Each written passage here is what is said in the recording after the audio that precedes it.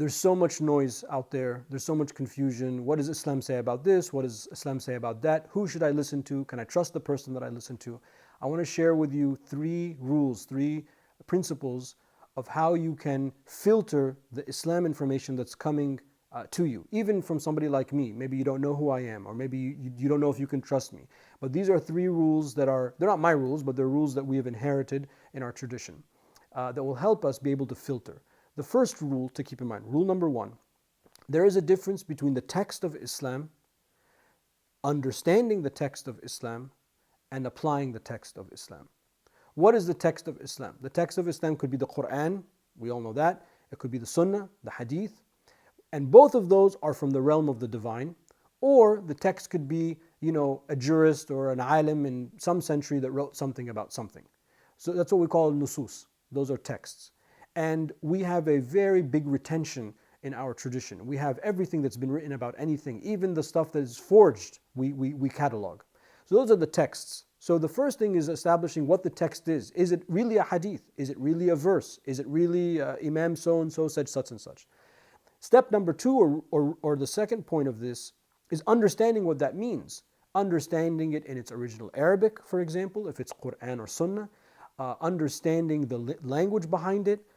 If it's a hadith, are there other hadiths that say the same thing but slightly different narrations? Those different narrations give a more complete meaning, for example. So understanding what the text means and then applying the text. And that's completely different. Sometimes we have a text, it's valid, it's true, we understand what it means, but the conditions for applying it do not exist. So if somebody cannot make these three distinctions, you need to stay away from them like the plague, because that could be literally this is the difference between life and death. That's rule number one. Rule number two is that there is a difference between the divine, which is the Quran and Sunnah, for example. That's the absolute, limitless. And then there is our current moment, which is the exact opposite of that. It's very partial. It's very fluid. It's very dynamic.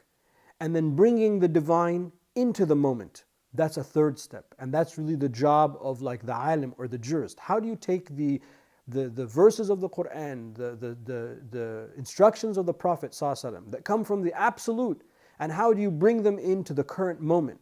Well, that means that transaction will change the way that Islam is applied with different time, with different place, with different circumstance, with different people.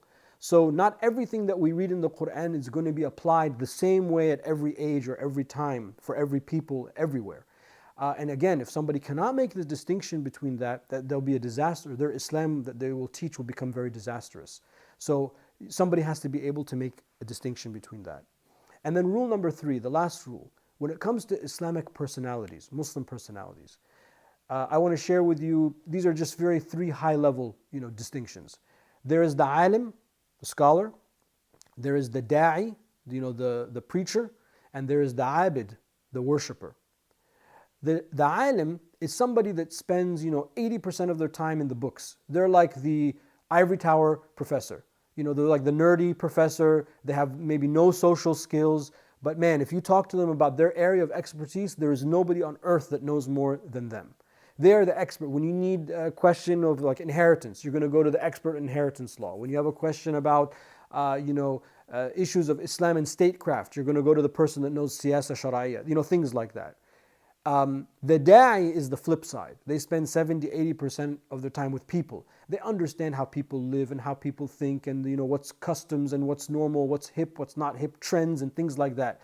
They have to have a solid cursory knowledge of Islam.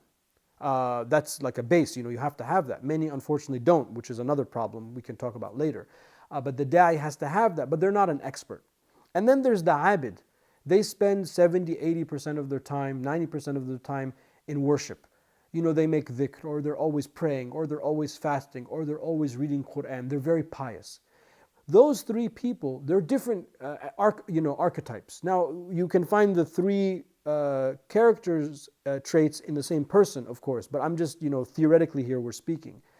When you want a real question answered, you're going to go to the alim. You're not going to go to the abid, the pious person. The piety is not knowledge.